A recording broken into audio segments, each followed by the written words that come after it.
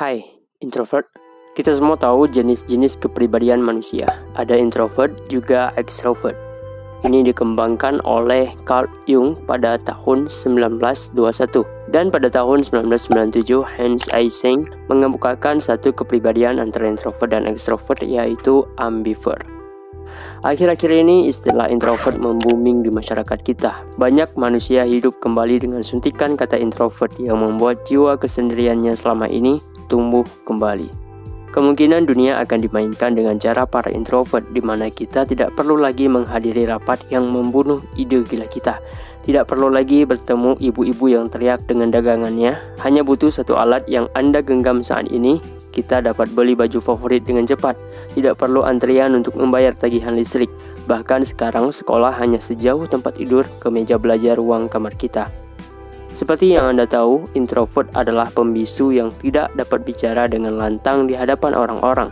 Kita juga tahu introvert tidak suka sosial dan benci kerumunan. Akankah COVID-19 diciptakan oleh orang dengan kepribadian introvert? Saya tidak peduli itu.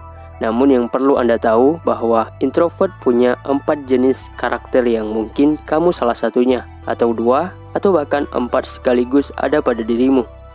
Penelitian Jonathan Chait menyatakan bahwa tidak mungkin hanya ada satu jenis introvert di luar sana. Dia mensurvei sekitar 500 peserta mulai dari usia 18 sampai usia 70 dan bertanya kepada mereka pertanyaan tentang berapa banyak kesendirian yang mereka butuhkan dan seberapa sering mereka melamun. Dari jawaban yang dia kumpulkan, Chait menciptakan model yang mengeja akronim STAR yang menjelaskan 4 jenis introvert yang ada.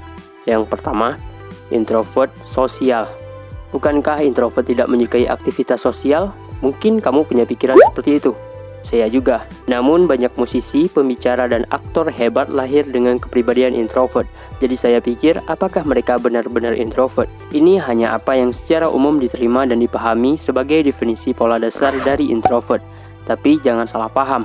Karena orang dengan kepribadian introvert, jenis sosial lebih suka kelompok kecil daripada yang besar yang menguras mereka. Introvert akan baik-baik saja di keramaian selama mereka mengerjakan apa yang ada dalam diri mereka.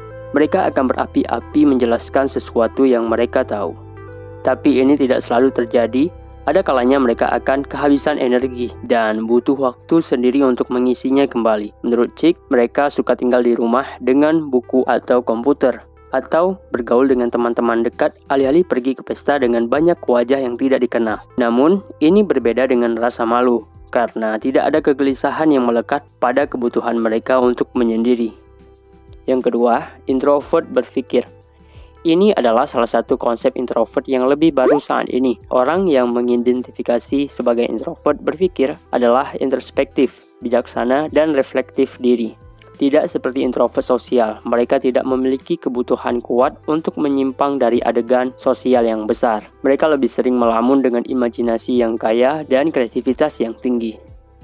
Yang ketiga, introvert cemas. Mereka mencari waktu untuk menyendiri karena mereka sering merasa canggung dan sadar diri. Tidak seperti introvert sosial yang cemasnya dapat terkontrol.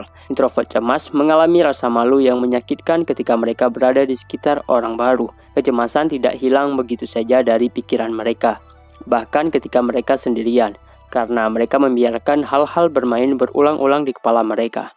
Yang keempat, introvert tertahan. Orang yang mengidentifikasi diri sebagai introvert yang terkendali berfungsi lebih lambat dan lebih suka berpikir sebelum berbicara dan bertindak. Mereka juga dikenal karena dicadangkan.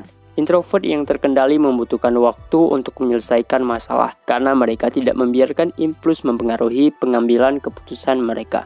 Inilah 4 jenis introvert yang diteliti oleh Jonathan Chait. Tidak ada yang salah dari apa yang telah diteliti. Namun, bagaimanapun introvert butuh sosial, berpikir mendalam, dan cemas adalah akibat dari banyaknya berpikir, yang kemudian membentuk introvert yang dapat mengendalikan hal yang kita dapat sehari-hari. Jadi, saya punya keempat jenis ini dalam kepribadian introvert saya. Bagaimana menurut Anda? Like jika kamu suka dengan video ini dan dislike saja jika kamu tidak suka. Share jika kamu pikir video ini dapat bermanfaat kepada banyak orang. Jumpa lagi di video berikutnya. Salam Kutu Buku.